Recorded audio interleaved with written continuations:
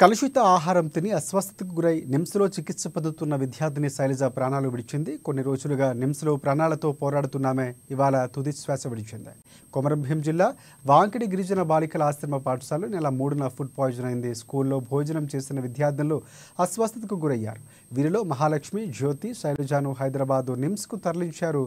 వీరిలో మహాలక్ష్మి, జ్యోతి కోలుకోగా శైలజ ఆరోగ్య పరిస్థితి విషమించింది.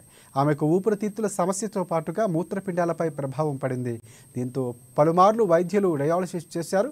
ఇక ఈ నెల 11 నుంచి శైలజను వెంటిలేటర్ పైనే ఉంచి చికిత్సను అందిస్తున్నారు వైద్యులు. పరిస్థితి విషమించడంతో శైలజ ఇవాళ మృతి చెందినట్లు డాక్టర్లు నిర్ధారించారు. కాగా మృతికి పాల్పడిన కారణమైన అధికారులపైన చర్యలు తీసుకోవాలని విద్యార్థి సంఘాల నుంచి డిమాండ్లు వస్తున్నాయి.